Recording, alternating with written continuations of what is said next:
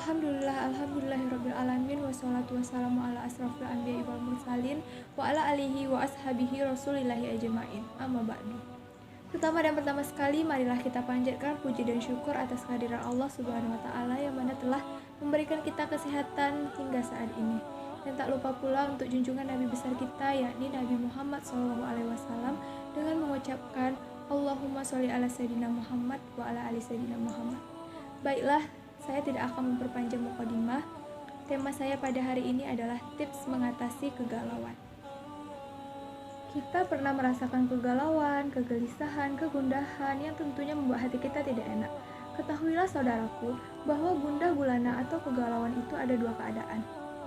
Keadaan yang pertama karena ada sebab, biasanya karena terlalu menginginkan sesuatu, terlebih ketika kita sangat menginginkan dunia, entah itu berupa harta ataupun berupa kedudukan, ataupun berupa perkara-perkara lain dari urusan dunia. Ketika hati kita sangat menginginkannya, bahkan kita khawatir tidak mendapatkannya, hati kita sering gundah gulana dan galau. Apalagi di saat kita tidak berhasil mendapatkannya, kita menjadi sedih sekali. Memang demikian, orang yang terlalu menginginkan dunia, biasanya dia akan cepat galau. Dia akan cepat gundah gulana, maka dari itu, jangan sampai keinginan kita yang terbesar adalah kehidupan di dunia. Ada lagi galau yang datang tiba-tiba tanpa sebab. Tiba-tiba hati kita galau, tiba-tiba hati kita sedih. Kenapa itu bisa terjadi? Syekhullah Islam Ibnu Taimiyah rahimahullah dalam kitab Majmu' Fatwa menyebutkan bahwa galau atau kegundahan seperti itu biasanya akibat daripada dosa atau kita pernah mengingatkan berbuat dosa dan memikirkan dosa.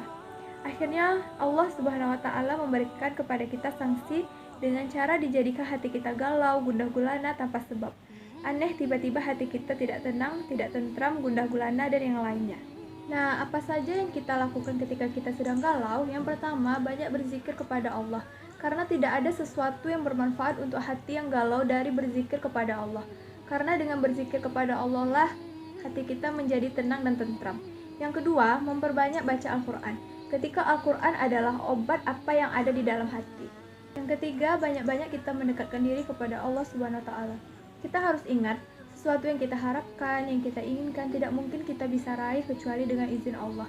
Apabila kita bertawakal hanya kepada Allah dan kita serahkan semuanya hanya kepada Allah dan kita berusaha untuk ridho dengan ketentuan Allah, insya Allah hati kita tidak akan gundah gulana dan galau. Kenapa? Karena hati kita sudah menyerahkan semuanya kepada Allah yang terbaik. Yang terbaik di sisi Allah itulah yang kita terima dan kita berusaha untuk ridho menerimanya. Nah, yang keempat, jangan mengadu kepada manusia. Di saat kita sedang gundah gulana, di saat kita sedang galau, jangan sesekali kita mengeluh dan mengadu kepada manusia.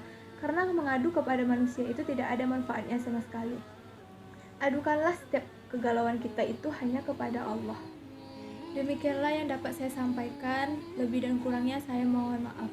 Assalamualaikum warahmatullahi wabarakatuh.